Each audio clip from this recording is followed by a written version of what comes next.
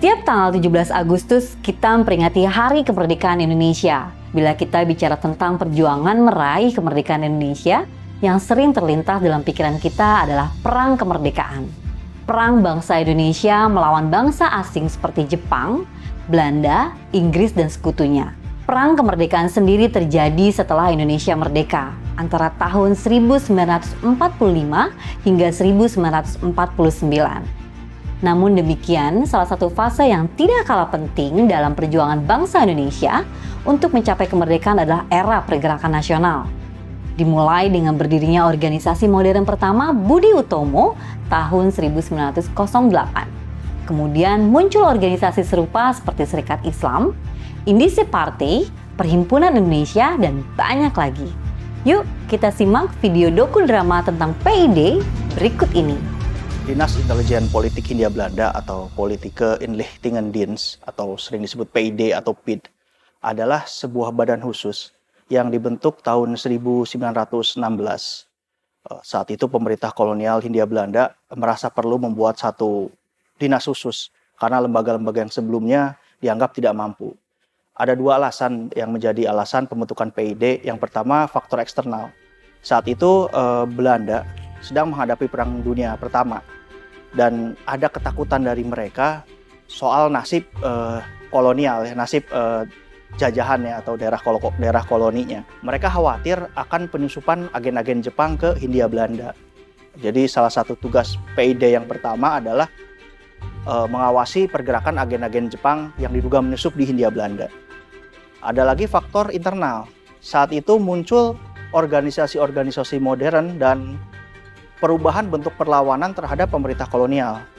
Kita tahu muncul organisasi-organisasi yang bersifat progresif dan radikal ya saat itu seperti Serikat Islam, lalu ada Indisi Partai dan serikat-serikat buruh gitu.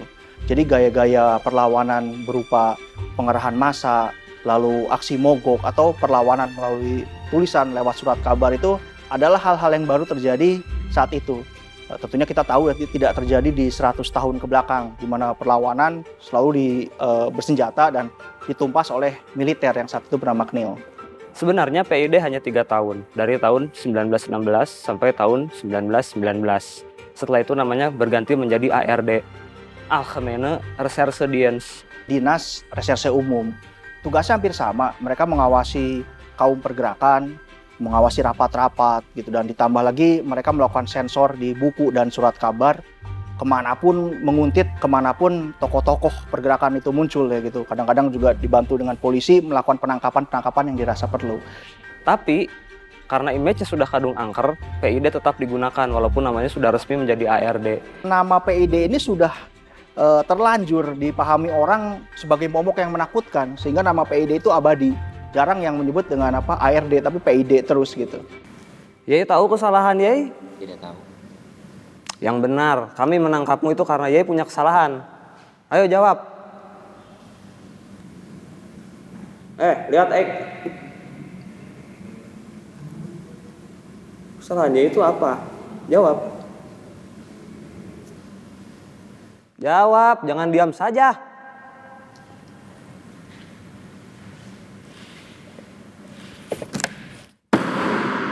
Jawab.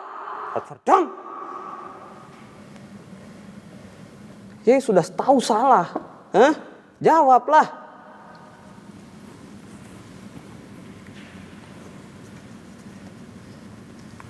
Agena Segaf. Nanti tolong dikirimkan ke pusat ke Hoofdgebouw ya. Mengenai pembagian tugasnya, mereka kebanyakan menyaruh menjadi masyarakat sipil. Bisa jadi pegawai bank, bisa menjadi tukang sate, pedagang buah, atau pedagang kain. Dan uniknya PID juga tidak menggunakan seragam seperti polisi pada umumnya. Jadi pakaiannya pakaian sipil saja gitu. Bisa pakai kain jarik, bisa pakai belangkon, dan lain sebagainya. Pokoknya menyaruh seperti masyarakat pada umumnya. Tugas sebagai informan adalah memata-matai dan menginformasikan kepada pergerakan pemuda yang sekiranya akan membahayakan, ya. Baik, Tuan. Sebagai tanda terima kasih, Yai merokok. Baik, Tuan. Ini rokoknya. Ya. Dan ini uangnya. Baik, Tuan. Terima kasih atas kerjasamanya ya. Baik. Saya pamit, Tuan. Baik, terima kasih. Ya. Untuk PID ini mayoritas memang mereka juga merekrut orang-orang pribumi.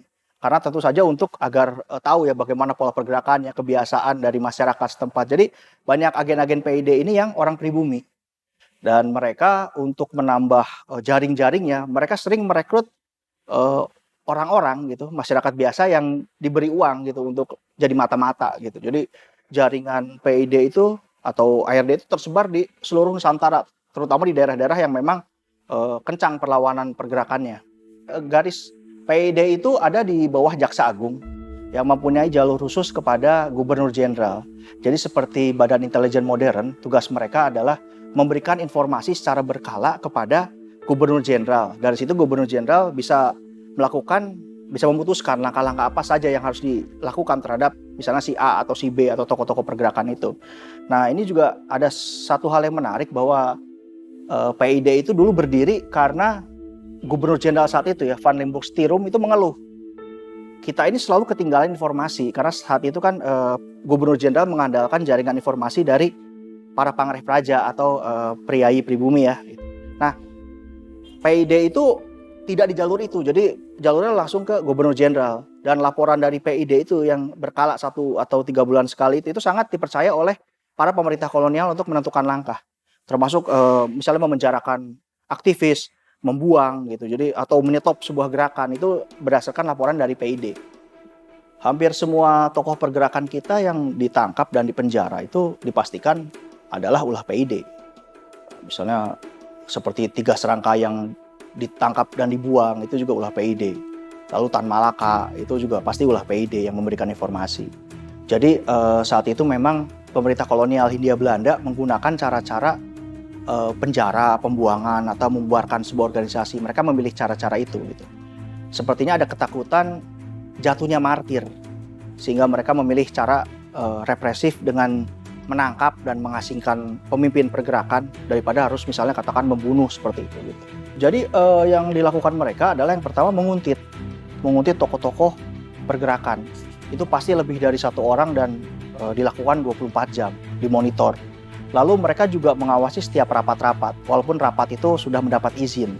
Nah, nanti mereka akan duduk khusus, lalu mereka mencatat. Jika ternyata sudah orator itu sudah bicara agak keras gitu, mereka akan menyetop rapat tersebut dan dibubarkan. PID ini bisa disebut sebagai cikal bakal intelijen modern. Walaupun PID ini menakutkan gitu, tapi kadang-kadang mereka juga dikerjai gitu.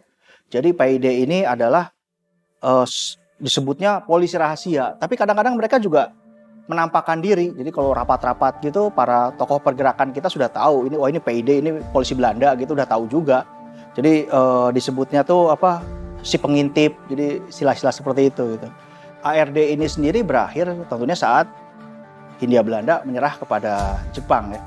Dan yang menarik adalah agen-agen PID ini ternyata direkrut lagi oleh pihak Jepang dan masuk ke Kenpetai, polisi rahasia di Jepang gitu. Jadi cara-cara mereka itu masih dipakai oleh Jepang. Intinya sih PID ini cuma 3 tahun, tapi mereka tuh sudah jadi momok ya. Jadi dibagi kaum aktivis. Jadi walaupun mereka sudah jadi ganti nama, tapi nama PID itulah yang melekat gitu. Disebutnya PID atau reserse itu yang terus melekat kepada para pahlawan pergerakan kita ya. Nah, teman-teman sudah lihat kan bagaimana para bapak bangsa kita berjuang untuk meraih kemerdekaan. Sekarang tugas kita merawat dan mengisi kemerdekaan. Merdeka!